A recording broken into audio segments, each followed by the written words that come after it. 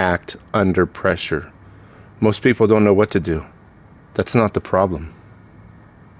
The problem is what happens when conditions aren't perfect. If you have this tool and you're fighting a little fire and you're doing a little bit of grubbing and you know how to do it at a little fire because it's a half an acre or whatever, or you're training and whatever, but all of a sudden everything goes to hell in a handbasket and all of a sudden the chainsaw breaks and you're under pressure and there's tankers and bulldozers and all kinds of craziness and yelling and screaming on the radio and the fire's getting away from you and all of a sudden you have to fight fire, cut handline because the chainsaw broke and this is now your chainsaw. This is a Pulaski. This was my tool of choice. If I wasn't using a chainsaw, I was right here because you're going to get a workout and they're going to know real quick if you can handle the pressure, if you can fight fire and cut handline with this tool, because without a chainsaw, this is the next thing in line in a wildland firefighting situation. So come on with me and let's discuss this. The problem isn't what happens when conditions are perfect. The problems lie about when conditions aren't perfect and your readiness is not ready.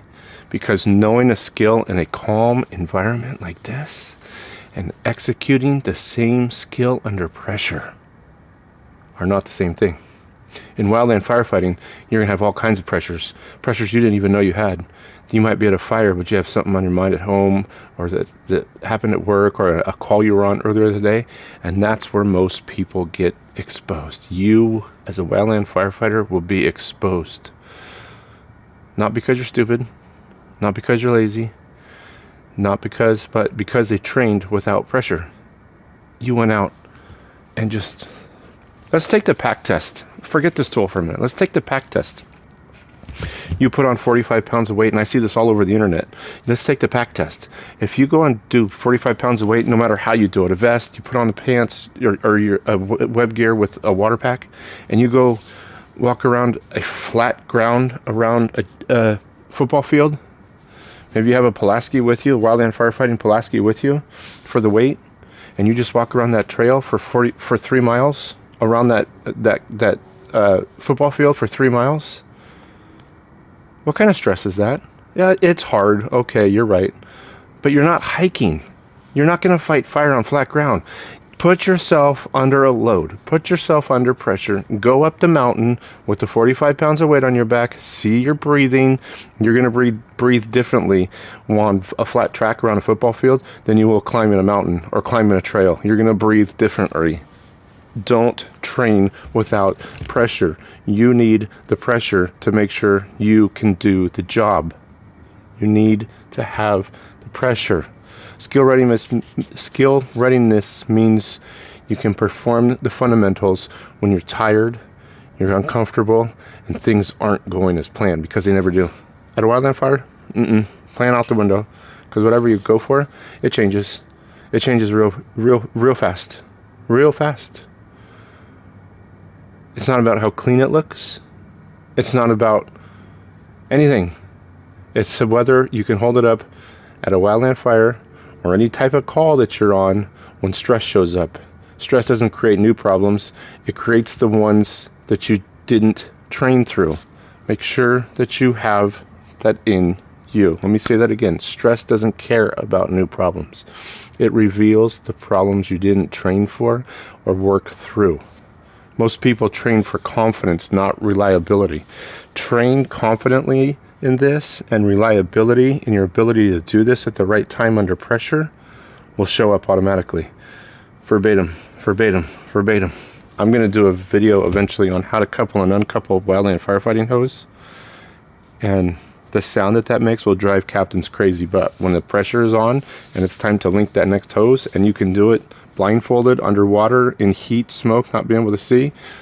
By the way, I'm Corby. I'm a wildland firefighter, former wildland firefighter, and I'm here to help you get the energy, the training, and the career knowledge to be a wildland firefighter. Practice until it doesn't feel good. Practice until you drop. Then they will stop and understand and see that you can execute this under pressure. And I know it seems dangerous, but I know that you know this, and I know that you'll be ready. I know you will. Knowledge feels like readiness until stress shows up. Then that's when they're going to figure out who is who. I promise you, they're going to figure out who is who. They really are. This is why skill readiness and mental health and mental durability are so important. They go hand in hand. If your mind can't handle the pressure, your skills won't either. It'll fall right down. Once your brain goes, the rest is gone. Your body is already exhausted. Your body will break down fundamentals faster, and your body will deteriorate on you. That's why you have to practice this under stressful situations. If your body isn't already exhausted, it's going to get there. I promise you that. It's going to. Skills don't exist in isolation. They live inside the person executing them. Here's the uncomfortable truth. If your skill only works when conditions are perfect, it's not a skill. It's rehearsal. By the way, check out this video right here on how to do 3 ways to pass the PAC test, because you're going to need to do that to be a wildland firefighter in 2026. Rehearsals don't survive reality. Skill readiness means your worst day meets the standard. You have to have this right here, this tool right here. If this is the standard, your readiness has to be up here with it, ready to go, whether it's a little 1/4 acre fire or 700 acres. If the chainsaw goes down, there's your chainsaw right there. One hit at a time. And let me know. And let me tell you, when your wildland firefighting chainsaw goes down, this gets a lot harder.